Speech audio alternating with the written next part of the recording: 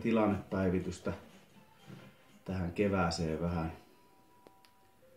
liittyen reeneihin ja muihinkin. Eli seuraavat kisat mulla on tulossa huhtikuun 23. päivä. Ne on Piikkiössä. Ja siellä on Raw-voimannoston SM-kisat.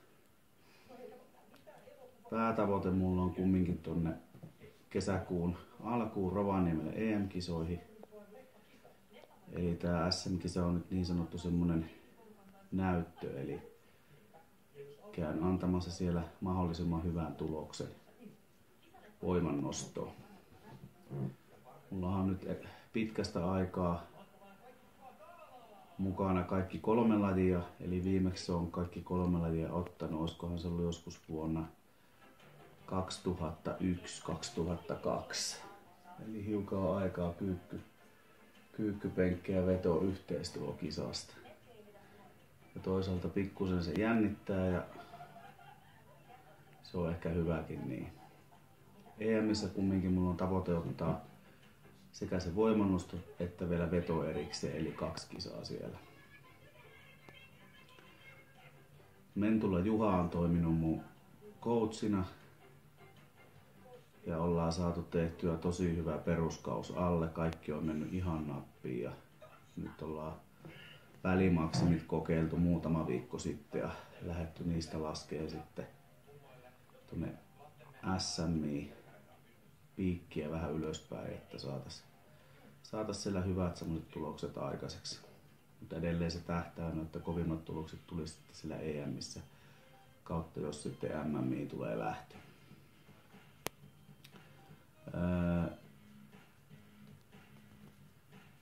Vaivoja on ollut vähän, se olkapää on pikkasen reistailu, se on saatu aika hyvää kuosia nyt, se ei ole niin paha enää.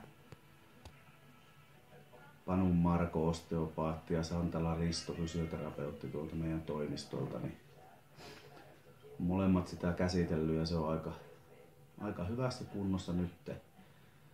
Tuli uusi vaiva, eli nyt on toi lähentäjä kautta lonkan koukista ja tuolta alhaalta niin pikkusen kipeä. Että se tulee kun kyykkää ja se on seuraava 2 päivää niin aika hellä ja itse asiassa vähän siinä kyykyssäkin häiritsee kautta haittaa niin sanotusti sitä kyykkyä, itse suoritusta.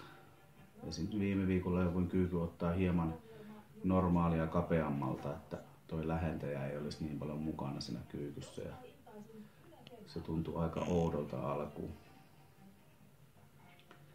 Mutta muuten menee ihan suunnitelmien mukaan reenit ja sarjapainot ja noin, että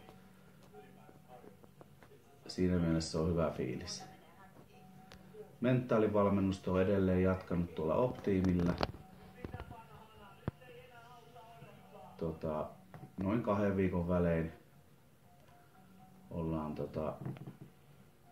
pääkopan sisään porauduttu ja käyty erinäköisiä harjoitteita läpi, mitä mä teen joka päivä kotona, mitä teen 2 kertaa viikossa ja millä tavalla teen kisanostot kautta ne valmistautumiset ennen siihen nostoon. Niistä on ollut ihan hirveä hyöty sitten niin reenaamiseen kuin niihin koviin sarjoihinkin, mitä tekee pääliikkeissä.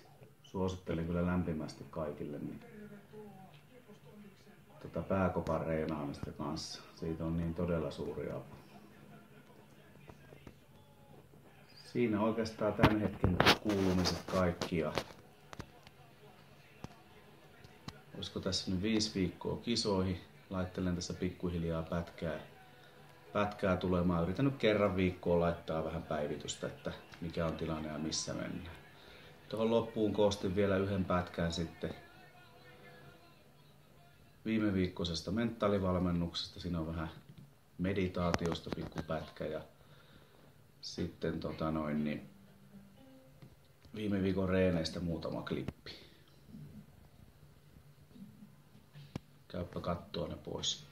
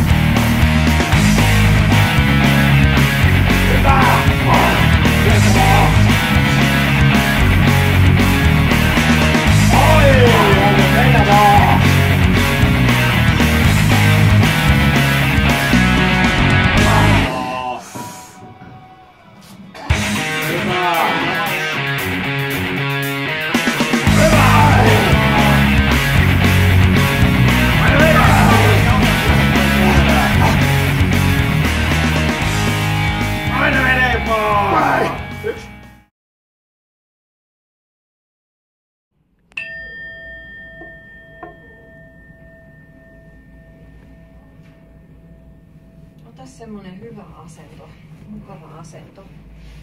Ja vaikka pehmusteita jos tarvii ja aseta kädet sillain sopivasti siihen paikalle.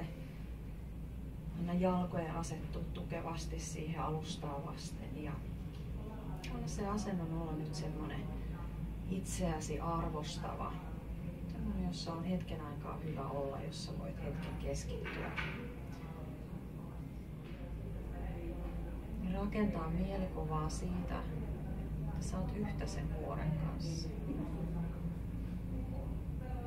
Vuori on yhtä vahva ja voimakas kuin sinä, tai sinä oot yhtä vahva ja voimakas kuin se vuori. Yhtä järkkymätön.